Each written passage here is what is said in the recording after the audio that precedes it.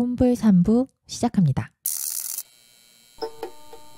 재겸은 죽여주겠다는 약속을 미루려는 윤태희에게 화가 나서 한동안 나래청에 출근하지 않아요. 그러다 생각을 고쳐먹고 출근했는데 윤태희가 보이지 않는 거예요. 그리고 윤태희가 일주일 휴가 냈다는 이야기를 전해 듣습니다. 그때 팀원 중 한 명이 SNS에 뜬 연예인과 함께 있는 윤태희의 사진을 모두에게 보여주고 사무실은 윤태희와 그 연예인의 열애설로 뜨거워졌습니다. 재겸은 배신감을 느꼈습니다. 윤태희는 남색가였고 본인을 사랑한다고 했는데 재겸은 윤태희를 찾으러 술집에 갔습니다. 윤태희를 찾아 VIP 룸에 들어갔고 둘은 눈이 정확하게 마주쳤습니다. 재겸을 보고 누구냐고 묻는 신지혜에게 윤태희는 처음 보는 사람이라고 재겸을 모르는 척합니다. 재겸이는 당황해서 말을 잃고 멍하니 있었어요. 어영부영 재겸이는 그들과 같이 합석하게 됐습니다. 화가 난 재겸은 술을 들이켰고 왕게임이 시작되었습니다. 1번과 8번 뽀뽀해 라고 왕이 시켰고 1번은 재겸 옆에 있던 남자, 8번은 재겸이었습니다. 재겸은 1번 얼굴이 마음에 안 들어서 하기 싫다고 했고 그럼 누구랑 하고 싶냐는 왕의 물음에 윤태희를 지목했습니다. 윤태희는 재겸의 옆자리에 왔고 천천히 고개를 기울여 키스했습니다. 그리고는 시간이 됐는지 뒷주머니에서 쥘부채를 꺼내 크게 휘둘렀습니다. 룸은 아수라장이 되었습니다. 깨어났을 때 재겸과 신지혜는 윤태희의 집에 와 있었습니다. 신지혜는 쓸개 약발이 점점 떨어져서 다리에 비늘이 돋아나고 있었습니다. 아침을 사러 나갔던 윤태희가 집에 들어왔습니다.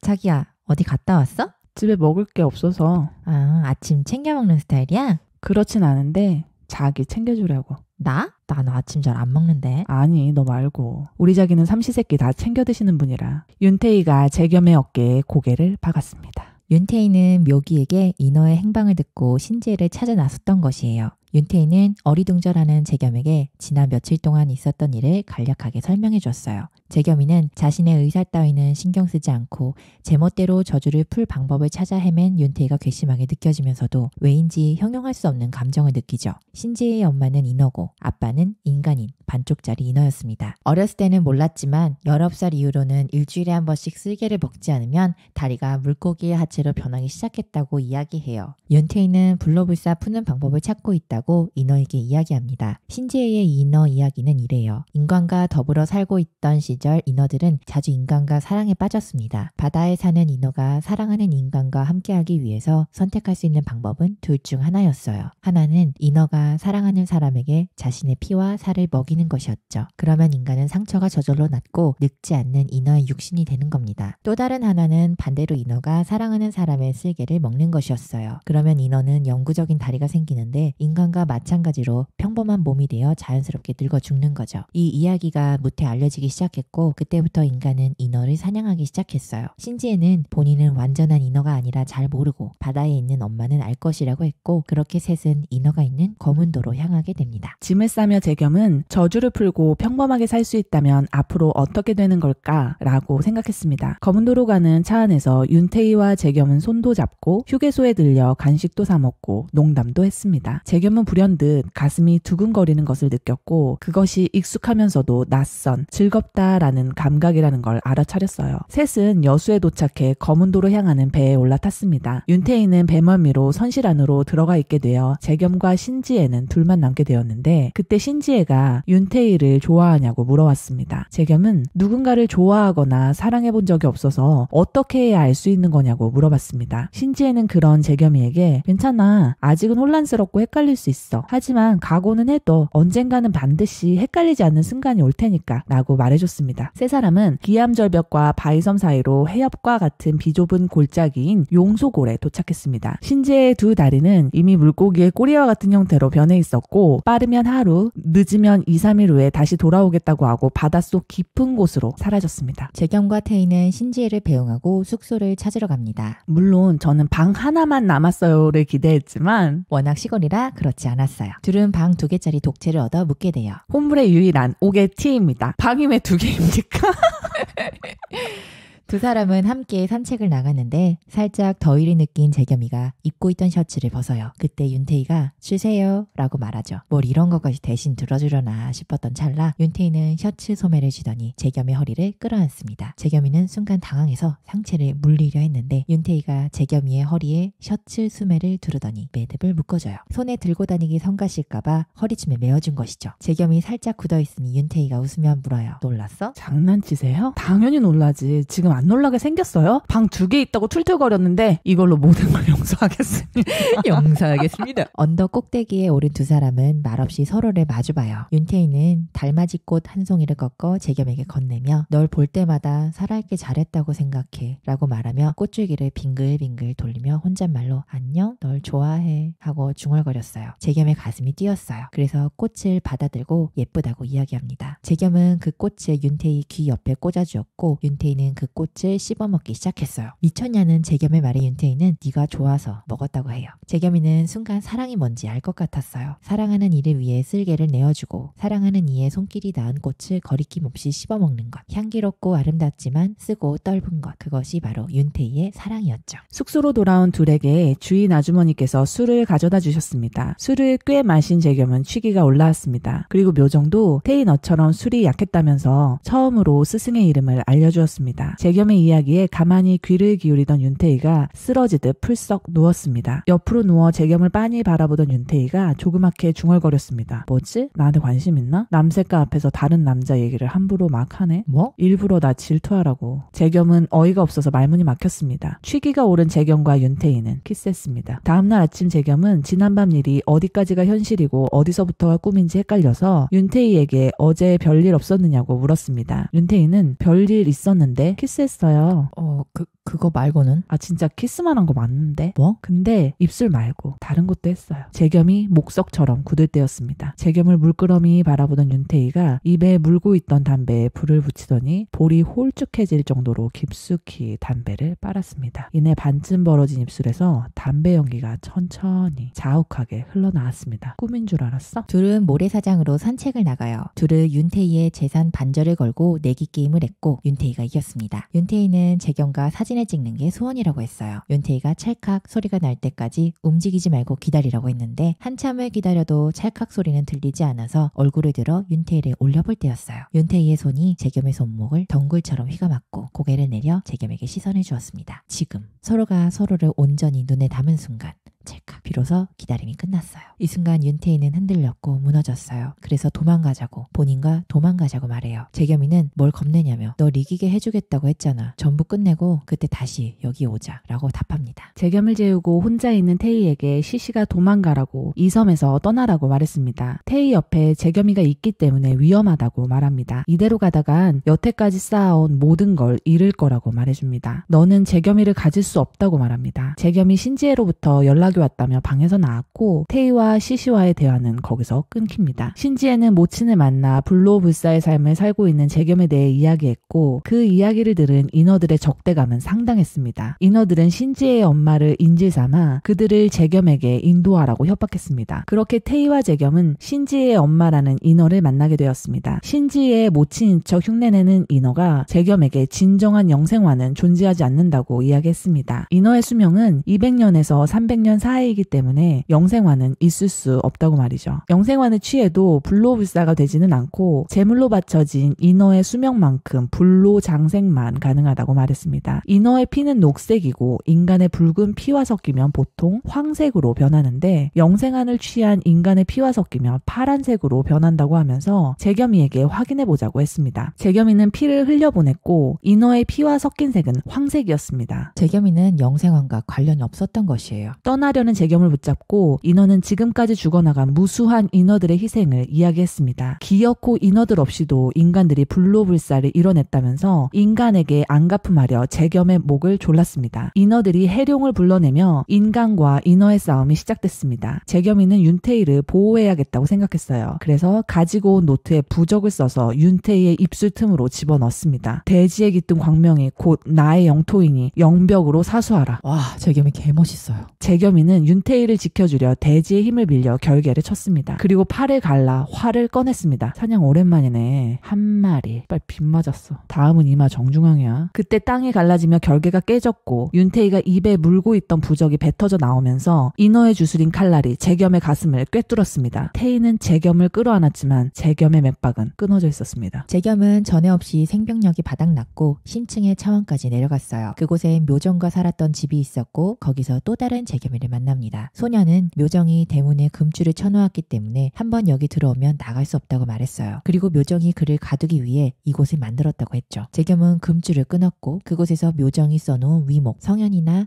혼의 이름을 쓴 종이를 발견했어요. 이어 명명자가 가로되 죄진자의 성명을 붙여 족쇄를 채우니 그 이름을 이루는 모든 획이 곧 자물쇠요 철망이로다. 죄진자를 압송하여 이곳에 그 진명을 속박합니다. 그 성명으로 재앙의 형구를 채웠으니 재앙제 칼겸 이라. 소년의 이름은 재겸, 재앙신이었어요. 묘정이 재앙신을 자신 안에 넣어놓은 거냐고 물었고 그건 아니라고 했어요. 묘정은 재겸 안에 있는 재앙신을 움직이지 못하도록 봉인해 둔 것이라고 덧붙였죠. 묘정은 처음부터 재겸이 안에 있는 재앙신의 존재를 알고 있었던 것이에요. 폭주할 때 나오는 붉은색 귀기도 재앙신의 힘이었던 것입니다. 윤태희는 밖에서 인어들과 대치 중이었고 윤태희를 구하러 나가야 하면 어떻게 해야 하냐고 재앙신에게 물었어요. 재앙신은 재겸의 의식을 본인에게 맡기라고 했습니다. 그래서 재겸이는 밖에 있는 윤태희를 위해 재앙신에게 몸을 맡겨요. 윤태희는 재겸이 죽은 줄 알았고 정신줄을 놓고 미쳐서 폐연을 불러냈습니다. 그때 재겸이가 깨어났습니다. 재겸의 두 눈은 흰자위뿐이었고 몸 주위는 붉은색 귀기가 폭풍처럼 휘몰아쳤습니다. 윤태희는 저것은 재겸이 아니라는 사실을 바로 알아차렸습니다. 재겸이 아닌 재겸은 재해와도 같은 괴물 같은 힘으로 인어의 숨통을 단숨에 끊어놓았습니다. 인어의 녹색 핏물이 번져나갔습니다. 재겸은 무의식 안에서 모든 걸 보고 있었고 이건 아니라며 몸을 돌려달라고 호소했습니다. 그렇게 소년의 의식을 밀어내는데 성공했습니다. 의식이 돌아오는 와중에 윤태희의 모습이 묘정으로 보였고 그런 태희에게 재겸은 칼을 찔러 넣었습니다. 정신을 차린 재겸 앞에 피투성이가 된 윤태희가 있었습니다. 나는 누구고 너는 누구냐고 윤태희가 물었습니다. 재겸은 너는 태희고 나는 재겸이라고 울며 대답했습니다. 재겸의 정신이 돌아온 걸 보고 태희는 나는 너를 좋아한다고 너무너무 좋아한다고 말하며 쓰러졌습니다. 재겸이는 매산이가 챙겨준 약수가 생각났고 윤태희를 등에 업고 정신없이 숙소로 내달렸습니다. 매산이의 약수를 썼지만 윤태희는 깨어나지 않았습니다. 감춰두었던 감정들이 재겸이를 덮쳐왔습니다. 그때 신지혜가 했던 말이 떠올랐습니다. 헷갈리지 않는 순간, 그 순간이 잔혹하게도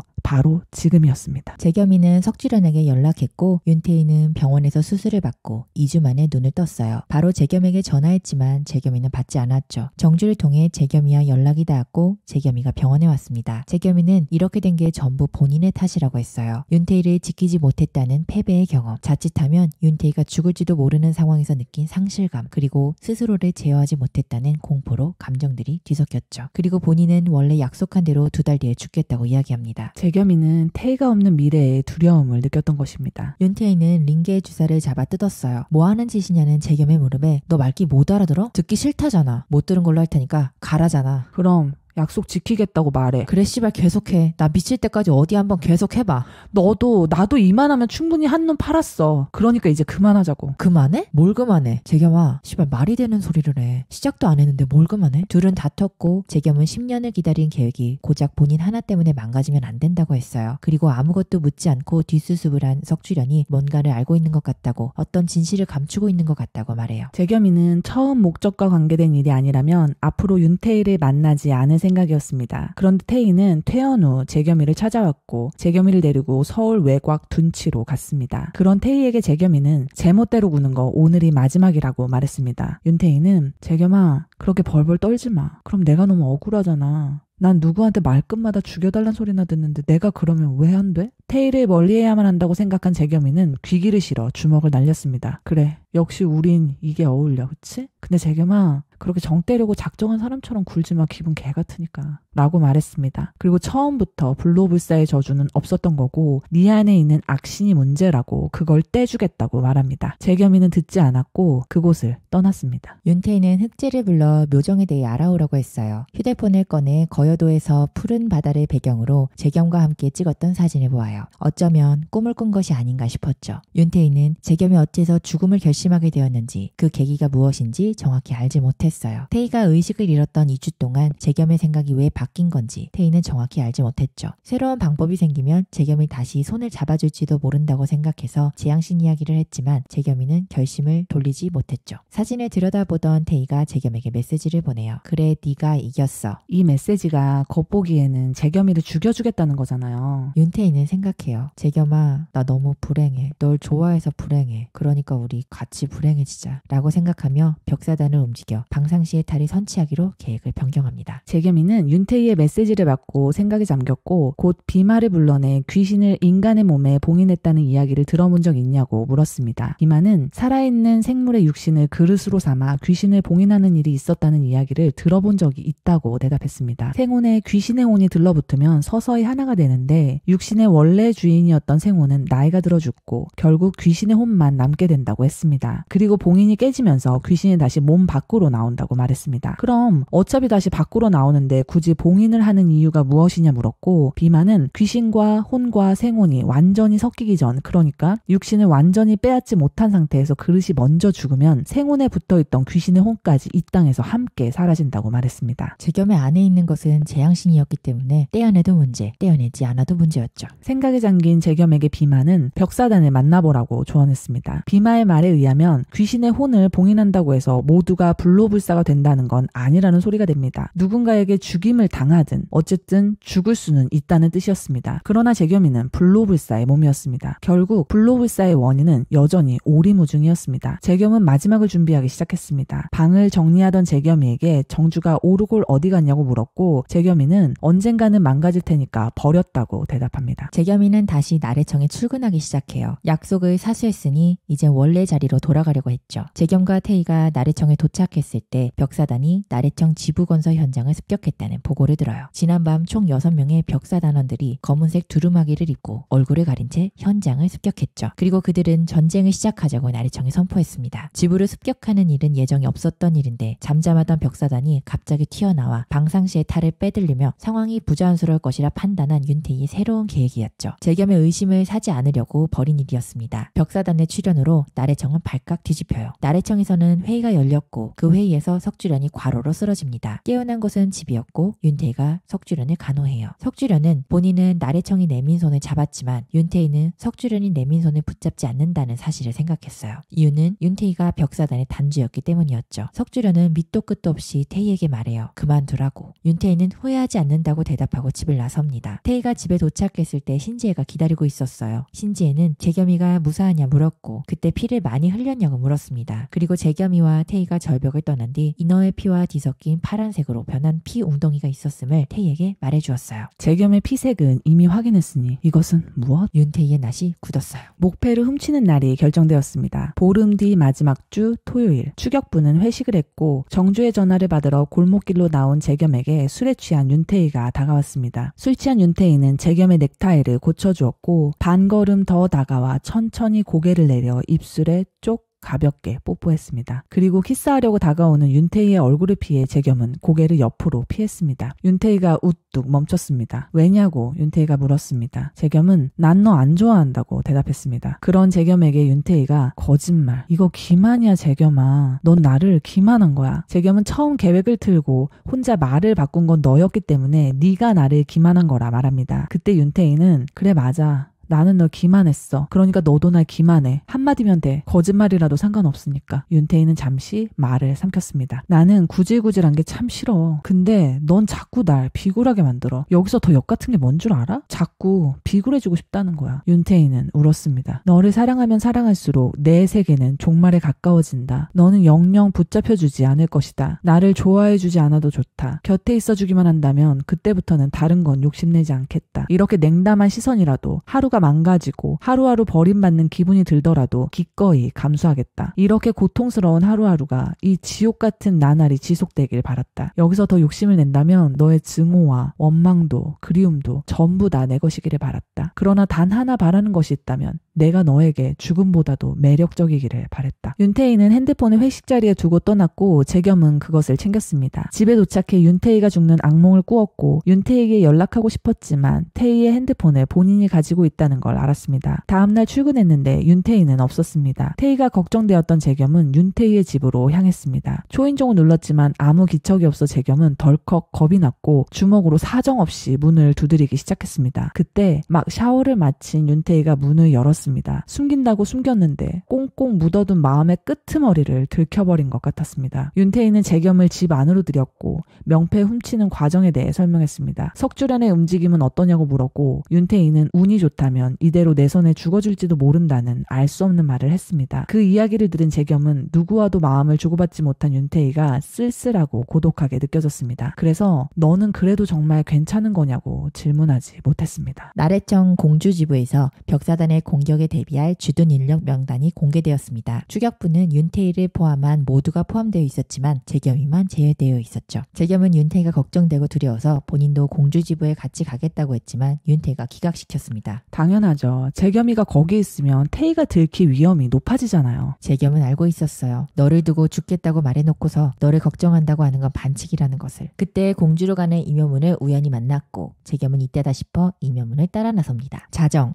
벽사단의 습격이 시작되었습니다. 재겸은 벽사단과 마주했어요. 재겸은 연기를 향해 검을 겨누었습니다. 단주는 이러지도 저러지도 못하는 상황이 되었어요. 이렇게 된 이상 재겸이 다치지 않도록 적당히 기절시킨 후 자리를 뜨는 편이 최선이었지만 상태가 재겸이라는 것이에요. 자칫하다가 폐연이 당할 가능성이 있었죠. 단주는 직접 나서기로 했어요. 둘은 격돌했습니다. 단주의 검기는 휘림의 검기와 아주 흡사했기에 재겸은 멈칫했어요. 재겸에게 빈틈이 생겼지만 단주는 공격하지 않습니다. 재겸은 수상함을 느꼈고 너 누구냐고 물어요. 재겸은 흑색 면사를 벗기려 했고 단주는 재빨리 몸을 뒤로 물립니다. 그 틈을 노려 재겸은 검을 꽂아 넣었고 단주의 옆구리를 베어내듯이 스쳐 지나갔어요. 그때 폐연이 재겸을 기절시켰고 단주를 데리고 사라집니다. 재겸은 나래청 청장으로부터 호출을 받았습니다. 청장이 차를 권했지만 재겸은 마시지 않았고 그런 재겸에게 똘똘하다고 이야기했습니다. 필시 그날 뭔가를 배운 것이라며 아리송한 말을 했습니다. 청장은 재겸이 불도불사의 몸인 것을 알고 있었습니다. 수양이었습니다. 수양은 태희가 방상시에타를 빼앗아 재겸을 죽여주겠다고 한 거래도 재겸 안에 있는 재양신도 윤태희가 나래청을 부수려 계획했던 것도 모두 알고 있었습니다. 그리고 재겸이 원하는 걸 본인이 이루어주겠다고 했습니다. 이유를 묻는 재겸에게 수양은 재겸의 육신을 원한다고 대답했어요. 수양이 죽지 않고 지금껏 살아있는 이유는 금술로 몸을 바꾸었기 때문이었습니다. 그러니 수양에게 있어 늙지 않는 재겸의 몸은 정말이지 탐나는 재물이었습니다. 수양은 재겸이가 윤태희가 벽사단의 주인인 걸 모르는 걸 알아차렸고 과거와 같이 재겸을 흔들었습니다. 너는 그 아이에 대해서 무엇을 알고 있느냐? 수양은 재겸이가 이용할 가치가 무궁무진하니 태희가 너를 이용하고 있는 것 아니냐며 그 아이가 벽사단의 주인이 아니겠냐며 재겸이에게 의심을 불어넣습니다. 재겸은 청장실을 빠져나왔습니다. 윤태희를 만났고 재겸은 참담함을 느꼈습니다. 재겸은 어디서 무엇을 했고 왜 나를 만나러 왔냐며 윤태희를 추궁했습니다.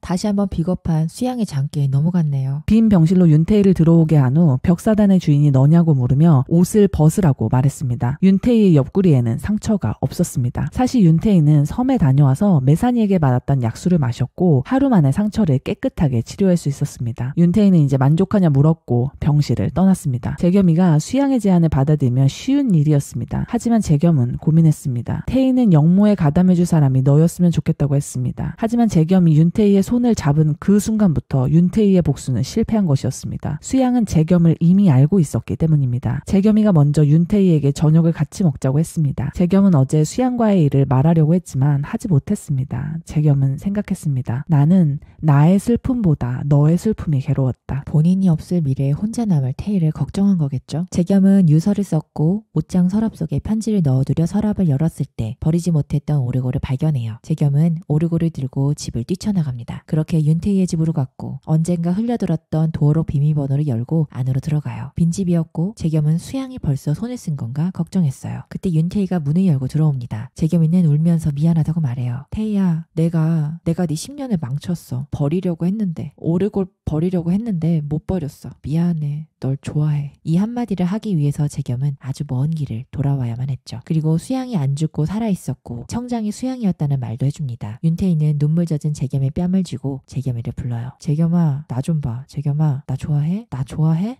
그래 그렇구나. 나도 널 좋아해. 자꾸 죽고 싶어질 만큼. 둘은 서로를 끌어안았어요. 재겸은 윤태희가 준 오르골도 버리지 못했죠. 오르골조차 버리지 못한 주제에 윤태희를 버린다는 건 어불성설이었죠. 단주인 태희는 누각에서 오기로 한 손님을 기다리고 있었습니다. 손님은 재겸이었습니다. 단주의 손에서 책이 툭 떨어졌습니다. 단주와 마주 앉은 재겸은 몇 마디 말을 나누고 단번에 윤태희를 알아보았습니다. 재겸은 윤태희의 면사를 벗겨내고 언제까지 속일 생각이었냐고 물었습니다. 한참 만에 윤태희는 너를 좋아한다 말했습니다. 그리고 벽사단도 나도 네가 원하는 건 이뤄줄 수 없다 말하면서 너는 영원히 아무데도 못 간다고 말했습니다. 재겸은 윤태희에게 너도 묘정이랑 똑같아 라고 말하며 눈물을 흘렸습니다. 재겸아 울지 마. 그렇게 죽고 싶어? 그래 알겠어. 그럼 같이 죽자. 너 죽고 나도 바로 죽을게. 아무리 봐도 윤태희는 제정신이 아닌 것 같다고 재겸은 생각했습니다. 그리고 본인은 살려고 윤태희를 좋아하기 때문에 살려고 벽사단을 찾아온 것이었다고 말했습니다. 나는 죽지 않지만 너는 아니잖아. 사람 앞일은 모르는 거니까 당장 무슨 일이 생겨서 언제 죽을지 알 수 없잖아. 그래서 네가 사라지면 그때는 나도 그만 살려고 부탁하려고 온 거야 라고 했습니다. 그리고 누각을 떠났습니다. 태희는 흑제를 불렀고 재겸을 데려오라고 했습니다. 재겸은 의식 속의 소년과 다시 마주했어요. 이번엔 지난번과 달랐죠. 왜인지 심연의 문턱이 이전보다 훨씬 낮아진 것 같다는 느낌이 들었습니다. 그리고 이번에도 나 여기서 못 나가냐는 재겸의 물음에 소년은 이제 너는 마음대로 들어오고 나갈 수 있다고 말해요. 재겸은 묘정에 대해 물었고 소년은 묘정은 본향의 표식을 가진 인간이었다고 말해줍니다. 소년은 본향에 대해 설명했고 재겸은 인간은 그걸 운명이라 부른다고 말해요. 본향이 표식이 있다는 말은 본향이 특히 아낀다는 뜻이었어요. 쉽게 얘기하면 세상이 편애하는 귀한 인간이라 덧붙였습니다. 장기에 비유하자면 본향은 혼자 양쪽을 번갈아 가면서 장기를 두고 있는 것이고 우리는 그걸 운명이라 부른다 했습니다. 본향은 혼자 양쪽을 번갈아 가면서 장기를 둡니다. 장기말이라고 다 같은 장기말이 아니고 그 중에서 특별한 사명을 가진 패들이 있습니다. 그게 바로 본향의 표식인 것입니다. 묘정은 본향이 꾸며낸 인과를 알아차린 인간이었던 것입니다. 본향이 편애하는 대신 금기가 있었는데 그 누구도 사랑해서는 안 된다는 금기가 있었어요. 묘정은 본향의 뒤통수를 친 거였습니다. 본향은 원하는 대로 장기말을 움직여 판의 흐름을 만들어낼 수 있지만 각각의 장기말이 어떤 의지를 갖고 무슨 생각을 하는지는 알 수 없다고 설명해 줬어요. 재겸은 갑자기 꿈에서 깼습니다. 재겸은 방에 갇혀 있었습니다. 그리고 옆에는 폐연이 지키고 있었습니다. 나가려는 재겸과 그걸 막는 폐연은 서로에게 검을 들었고 폐연의 검술이 휘림의 것과 같음을 알아차렸습니다. 폐연도 휘림을 알고 있었고 폐연이 태연에게 검술을 알려줬던 것입니다. 소란을 듣고 윤태희가 왔는데 재겸이는 윤태희가 입고 있던 도포에 잎사귀 모양의 자수를 보고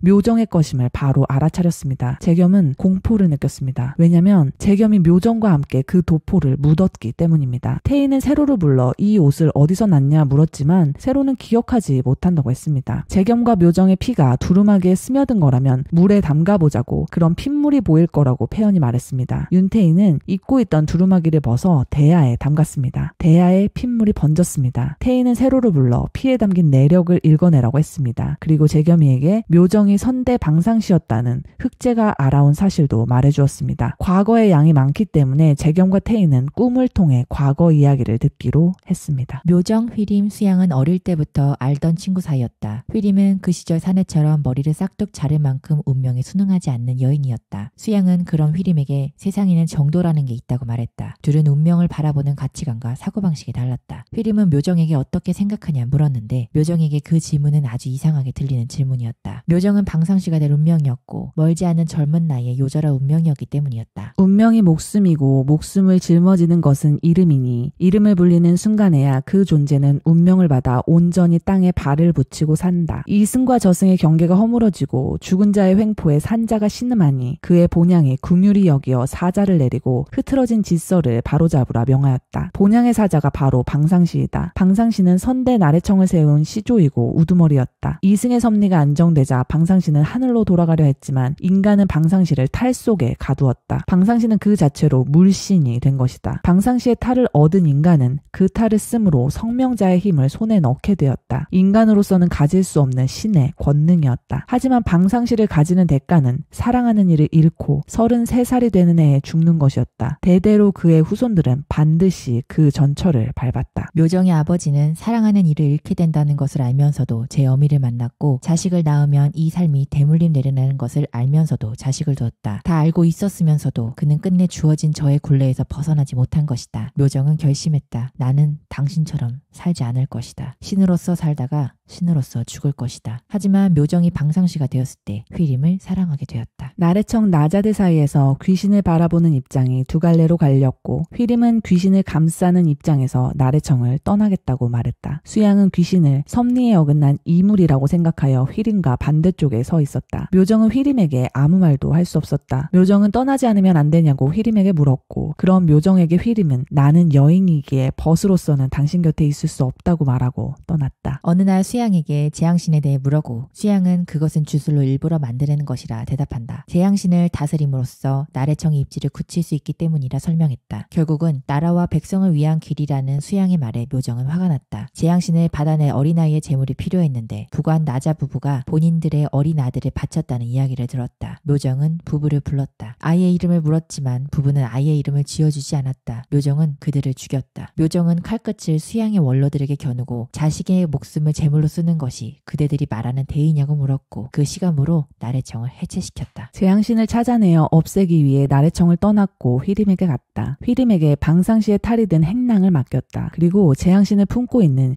인간도 귀신도 아닌 재겸이를 만났다. 재앙신의 그릇이 된 이상 아이의 삶은 이미 쓰임이 다한 것이다. 재앙신의 혼에 잡아먹혀 사라지거나 혹은 재앙신과 함께 죽음을 맞이하거나 그렇지만 묘정은 이름조차 없는 아이를 죽일 수 없었다. 아무것도 모르는 이 아이에게 원수가 있다면 바로 나자인 것이었다. 어린 재겸에게 귀한 재주를 가진 고귀한 사람이라 불려주며 데리고 간다. 재겸이 인생에서 처음으로 받은 호의였다. 묘정은 아이를 업고 눈 내리는 산길을 걸었다. 산 중턱에 초가집 한 채를 발견하고 둘은 거기서 생활하게 되었다. 묘정은 귀재로서 삶을 살아가는 데 필요한 여러 가지를 재겸이에게 알려주었다. 그리고 묘정은 나자를 귀신보다 간악하고 사특한 인간이라 말해준다. 어느 날 아이가 아프기 시작했다. 그때 묘정은 아이와 함께 살고 싶은 본인을 발견한다. 아이를 살려야 할 이유나 명분 따위는 더 이상 생각하지 않기로 했다. 그저 마음이 향하는 대로 집중하기로 했다. 묘정과 재겸은 수시로 거처를 옮겨 생활했다. 재겸은 많이 커서 혼자서도 부적을 술술 쓰고 잡기도 물리칠 줄 알았으며 귀기를 감추는 것은 물론이요 능숙하게 다뤄내기까지 했다. 그렇게 묘정은 아이의 스승이 되어 있었다. 묘정이 아이의 목숨을 빼앗지 않는다고 하더라도 시간이 흐르면 재앙신에게 혼을 잡아먹혀 죽는다. 그렇다면 재앙신의 혼과 아이의 혼이 섞이지 않는 방법을 찾아내야 했다. 묘정이 떠올린 방법은 이중봉인, 즉 아이의 혼에 불변의 봉인을 거는 것이었다. 그리고 재앙신에게 이름을 지어서 그 이름을 부르고 명령을 내리면 호명을 받은 존재는 그 명령에 필히 종속되리라는 계산도 있었다. 묘정은 휘림에게 서신을 보내 이전에 맡겨두었던 방상실타를 가져다 달라고 했다. 묘정과 재겸이 역할극을 하며 수련을 하고 있을 때였다. 재겸은 내 부모를 죽인 원수라며 역할극에 임했고 묘정은 순간 팔이 멈칫했다. 빈틈이 생겼지만 재겸은 칼을 놓치고 곧바로 포기했다. 그때 묘정이 복수할 기회를 잡거든 단 한순간도 망설이지 말거라. 알겠느냐? 라며 재겸을 나무라다. 재겸은 장난인데 뭐 저리 심각하냐 투덜거렸다. 그때 묘정의 오랜 친구 휘림이 둘을 찾아온다. 묘정을 천하 제일검이라 재겸에게 소개했다. 휘림은 오래전에 묘정이 맡겨두었던 활을 꺼냈고 묘정은 그 활을 재겸이에게 물려주었다. 앞으로 아이를 어찌할 거냐 묻는 휘림의 물음에 묘정은 봉인을 할 거라 말했다. 그러면서 이게 아이를 위한 일인지 무엇이 옳은 것인지 모르겠다고 말했다. 모든 게 자신의 욕심이고 이기심 같다고 덧붙였다. 묘정은 휘림에게 본인의 운명은 정해져 있으며 33살에 죽을 것이라 말해줬고 그 이야기를 처음 들은 휘림은 화가 났다. 거기에 휘림은 일찍 죽는 게 저주가 아니고 그걸 저주라고 받아들이고 평생 삶을 자포자기하고 산 것이 진정한 저주라고 말했다. 그렇게 생각한 순간 묘정은 이미 세상에 진 거라고 말하고 떠났다. 어느 깊은 밤 묘정은 탕약을 먹여서 아이를 재우고 봉인 의식을 시작했다. 얼마 뒤 재겸의 상처가 아물지 않는 것을 발견하고 아이를 관찰한 지 한 달째 아이의 성장이 멈추었다는 것을 알아차렸다. 재앙신에게 건 이중 봉인이 아이의 육신에도 영향을 미친 것이었다. 묘정은 아이를 섭리에서 벗어난 이물로 만들어버렸다 생각하고 괴로워했다. 묘정은 그때부터 본인의 삶을 아이에게 나눠주기 시작했다. 어린 재겸은 한 소녀에게 바느질을 배우게 되었다. 검술 수련을 하다가 벤 옷고름을 초록색 나뭇잎 모양으로 된 자수를 놓아서 붙여주고 싶었기 때문이다. 마을에 혼례식이 있었고 재겸은 왜 혼이 나지 않느냐고 묘정에게 물었고 묘정은 농담으로 대답을 회피했다. 소녀와 자수를 거의 완성 완성했을 무렵 관아에서 사람들이 왔고 둘은 끌려갔다. 내 아비에게 뭔 소리를 들은 것이라며 이상한 말을 하며 현감은 재겸을 때렸고 묘정도 본인은 때린 적이 없는데 당신이 뭔데 나를 때리냐며 분노한 재겸의 붉은 귀기가 폭주했다. 그때 묘정이 나타나 재겸의 귀기를 잠재웠고 머리를 바닥에 조아리며 재겸의 폭주를 되려 사과했다. 그렇게 둘은 그 고을을 떠났다. 깨어난 재겸은 미안하다고 사과했고 묘정은 네 잘못이 아니다 라며 괜찮다고 했다. 묘정에게 본인은 짐이라 생각한 재겸은 나뭇잎 모양의 자수를 놓은 장포를 주며 떠나겠다고 말한다. 묘정은 웃으며 본인은 혼인할 수 없는 몸이라 말한다. 본인은 제자의 수발을 받다가 이 세상을 떠날 것이니 평생 스승의 수발을 들으라 했다. 평생 같이 살자는 묘정의 말에 어린 재겸은 온전하게 행복함을 느꼈다. 묘정과 휘림이 다시 재회한 후 둘의 왕래는 지속되었다. 그때부터 묘정은 계절이 바뀔 때마다 휘림을 만나기 위해 일주일씩 여행을 떠나곤 했다. 휘림이 머물고 있는 마을과 멀지 않은 곳에서 밀란이 일었다. 위험하지 않냐는 묘정의 물음에 휘림은 밀란에 가담하고 있다며 작게 털어놓았다. 그러면서 방상시의 저주로 명이 정해져 있는 묘정은 앞으로도 운명을 믿으며 남은 여생을 그렇게 살 작정이냐 물었다. 그리고 휘림은 인어에 관해서 이야기해줬다. 묘정과 사랑했기에 휘림은 묘정의 운명을 거스를 방법을 찾고 있었던 것이다. 시간이 흘러 수양이 묘정을 찾아와 나래청을 다시 세우자고 했다. 묘정은 돌아가지 않겠다고 대답했다. 화가 난 수양은 아이에게 현혹되어 그러냐고 물었고 우연히 만난 척했지만 묘정은 수양이 자신을 꽤 오랜 시간 지켜보고 있었다는 걸 알아차렸다. 묘정에게 2년 정도의 시간이 남았을 때 휘림은 인어로부터 영생환을 받을 것이라는 이야기와 함께 휘림이 묘정의 아이를 임신했다는 이야기도 듣게 된다. 이번에야말로 재겸에게 모든 것을 이야기하고 가족이 되어달라 말하려고 묘정은 마음먹는다. 묘정이 휘림에게 가서 집을 비운 사이 수양이 재겸을 찾아왔다. 뭐하는 사람이냐 묻는 재겸의 질문에 수양은 인간을 수호하는 나자라고 대답했다. 재겸은 그 이야기를 듣자마자 이곳에서 나가라고 했다. 수양은 나자를 왜 싫어하느냐 덧붙여 물었고 그러면 네 스승과 상종해서는 안 되겠구나 라고 말했다. 재겸은 그게 무슨 소리냐 물었는데 수양은 그런 재겸에게 묘정도 나자였다고 충격적인 말을 해준다. 본인도 나자였으면서 왜 나자에 대해서 안 좋게 말한 걸까? 재겸은 혼란스러웠다. 그때 수양이 묘정을 너무 믿지 말라고 말한다. 재겸에게 묘정이 무엇을 알고 무엇을 믿느냐 물었고 대답하지 못하는 재겸에게 묘정에게는 정인이 있고 그 사람과 함께 살고자 결심이 선다면 묘정은 너를 버리고 그 사람에게 갈 것이라 말했다. 그리고 애초에 묘정이 너를 거둔 이유를 아느냐 물었고 재겸이 무엇을 해도 묘정이 재겸에게 화를 내지 않는다는 걸 증명하면 그 이유를 알려주겠다고 했다. 그래서 재겸은 휘림이 묘정에게 맡겨두었던 행랑 안에 보자기로 돌돌 싸서 말려있는 자기 암이 떠올랐다. 재겸은 사흘 뒤 그 물건을 들고 수양에게 갔다. 수양을 만나자마자 재겸은 마음이 바뀌어서 없던 일로 하자 말했지만 수양은 그런 재겸의 목을 나뭇가지로 겨누었고 묘정의 물건을 가져갔다. 과거 재겸이 내 부모는 왜 나를 버렸을까라고 물었을 때 묘정이 네 부모는 틀림없이 너를 사랑했을 것이다. 네가 뱃속에 있을 적부터 어서 태어나거라 하고 배를 문질러주며 네가 태어나기만을 손꼽아 기다렸을 것이다. 너 같은 아이를 어찌 사랑하지 않을 수 있겠느냐. 너를 버린 건 아닐 것이다. 저마다의 사연이 있는 법 아니겠느냐 겸아. 참으로 잘하였다. 참으로 잘 태어났다. 라고 말해줬었다. 재겸은 묘정의 말과 수양의 말을 번갈아 생각하며 혼란스러워했다. 그때 묘정이 집에 들어왔다. 묘정에게 나자였냐 물었다. 정인이 있냐 물었다. 내 부모를 죽였냐 물었다. 날 죽이려고 데려왔냐 물었다. 그리고 수양을 만났다고 말했다. 묘정은 벼락이라도 맞은 듯이 이성을 잃고 자괴함을 찾았고 재겸은 화를 내는 묘정을 보며 수양의 말이 맞았다고 생각했다. 그리고 재겸에게 네 말이 모두 맞다고 대답했다. 묘정은 이 모든 건 너를 위해서 그랬던 것이라고 말하지 못하고 그대로 입을 다물었다. 뭐라 말하더라도 변명일 뿐이라고 생각했다. 묘정은 재겸에게 칼자루를 주며 그래, 나는 네 부모를 죽였다. 내가 누누이 말하지 않았더냐. 나자의 눈에 띄지 말라. 나자를 만나거든 그때는 반드시 도망쳐라. 기회를 주겠다. 도망칠 테냐? 정말 나를 죽이려고 데려왔어? 그래. 그럼 왜 여태껏 죽이지 않고 살려둔 거야? 묘정은 대답이 없었다. 소년에게 생기를 나눠줬기 때문에 묘정은 많이 쇠약해진 상태였다. 그러고는 내가 거둔 삶이니 언제 죽이든 내 마음 아니겠느냐 말했다. 둘은 서로를 향해 달려들었고 묘정의 빈틈을 보고도 멈칫한 재겸을 보고 원수를 상대로 머뭇거리지 말라. 내 몇 번이고 말하지 않았니? 라고 말했다. 그리고 망설이지 않게 되거든 그때 다시 나를 찾아오거라 라고 했다. 묘정은 재겸의 옆구리에 칼을 찔러 넣었다. 재겸이 폭주했고 재겸의 안에 있던 재앙신이 일어났다. 그때 묘정이 말했다. 성명자의 권능으로 이르되 너는 네 주인이 아닌 자의 말을 듣지 마라. 폭주가 그쳤다. 묘정은 수양을 찾아갔고 방상시의 탈을 돌려달라 말했지만 수양은 돌려주지 않았고 본인이 나래청을 재건하겠다고 했다. 그 사이 묘정은 휘림이 있던 밀란군의 관군에게 잡혔다는 이야기를 듣고 휘림의 집으로 향했다. 휘림은 없었고 휘림의 집에서 일하는 사람으로부터 호되기에 있는 갓난아이만을 만나게 되었다. 그리고 그는 휘림이 남기고 간 인어환도 함께 받았다. 묘정은 산에 올라 아이에게 인어환을 먹이고 석관 안에 아이를 조심스럽게 눕혔다. 그리고 안전하게 결계를 치고 석관의 흙으로 덮었다. 묘정에게 주어진 마지막 봄, 소년이 아이였을 때 처음으로 같이 살았던 초가집으로 갔다. 거기서 재경과 다시 만났다. 우리 제자가 왔구나. 묘정, 옷 돌려주려고 왔어. 그래, 잘 왔구나. 이번에도 망설일 것이냐? 아니. 그리고 재겸도 똑같이 묘정을 칼로 찔렀고 피를 흘리며 쓰러진 묘정에게 두루마기를 덮어주었다. 꿈에서 깨어난 재겸이 말했어요. 태희야, 배신자는 나였어. 재겸은 울기 시작했습니다. 그리고는 내가 네 아빠를 죽인 거니 너의 원수라고 이야기합니다. 한참 만에 재겸이 말해요. 자기 좀 죽여달라고. 윤태희는 흥망조를 썼어요. 나자의 이름으로 밤을 몰수합니다. 재겸은 또다시 재앙신이 있는 무의식 속으로 들어갔고 이번엔 재겸의 의지로 그곳에서 나오지 않았습니다. 그리고 홍망조는 재겸에게 통하지 않았죠. 재겸이는 깨어나지 않았습니다. 윤태희는 정주와 매산이에게 나래청에서 전쟁이 일어날 것 같으니 피해 있으라고 했어요. 그리고 정주, 매산이, 남생이는 재겸이의 유서를 봅니다. 무의식 안에서 재겸이는 한없이 울고 있었고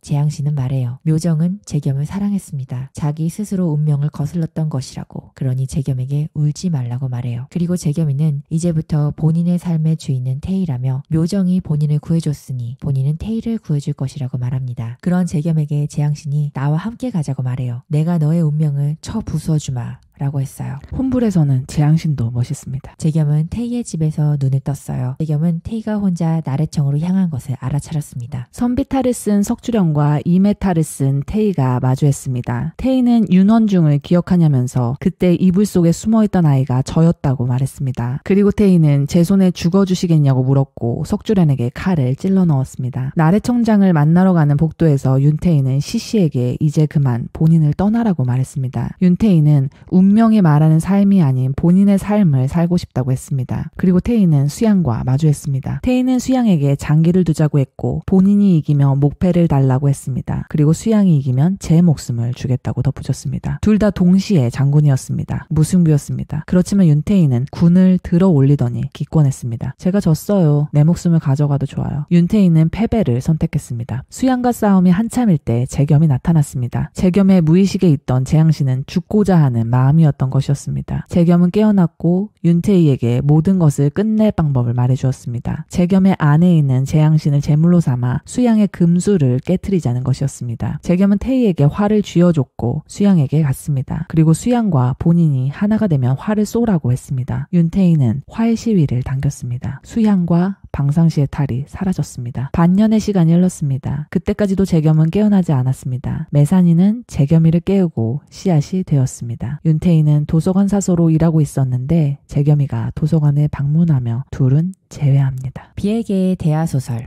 혼불 리뷰 마치겠습니다. 비엘 주제의 비주 비엘 읽는 회계사 엘이었습니다.